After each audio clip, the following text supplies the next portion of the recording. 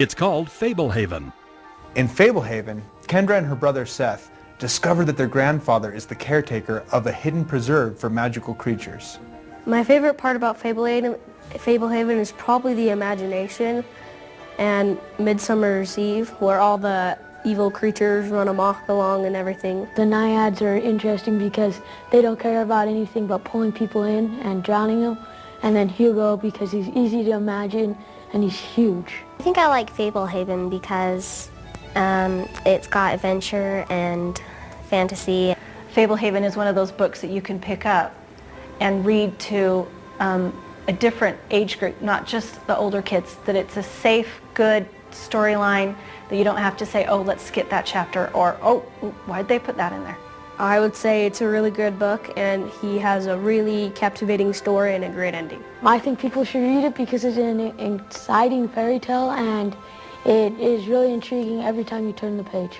Like Obert Sky and his book tour, Brandon Mull is taking Fablehaven on the road to schools across the country to encourage kids to read and be creative. That's part of the way that imagination can take you places where you can be entertained, where you can be educated, and also imagination can take you places in life. My default setting is to make up stories, and so ever since I was a little kid, I made up stories in my mind. And as I got older, I started to realize, hey, I could write these down and share these stories with other people. Even though we all read the same description of a witch, each of you in your own minds has a picture of a different witch, because each of you are imagining that witch with your own imagination. As he goes out and meets with these children in school assemblies, he's talking largely about using their creativity and their imaginations. How about watching TV and playing video games?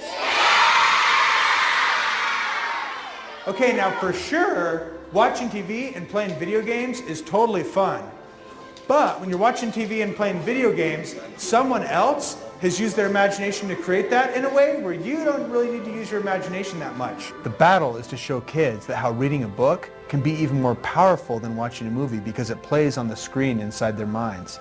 And so what we're really trying to do is just inspire kids that through reading and through creating, they can grow their imaginations. I was telling you guys about 2 ways that you can improve your imagination. What was the first way? So yeah, some people shout it out. Go ahead and shout it out. Reading! Reading, right? And the second way is creating. It was fun to meet with him and talk to him about things that inspired him to read and write. How about C.S. Lewis? Anybody know what C.S. Lewis wrote? Yeah, you right there. Yeah, C.S. Lewis wrote the Chronicles of Narnia. Now, I owe a lot to those authors because I really, really love Lord of the Rings and Chronicles of Narnia and Harry Potter, and it was reading those books that helped inspire me to want to write fantasy adventures of my own. It was cool for him to come because I've never really met an author that I really like, so to meet him, it was really cool.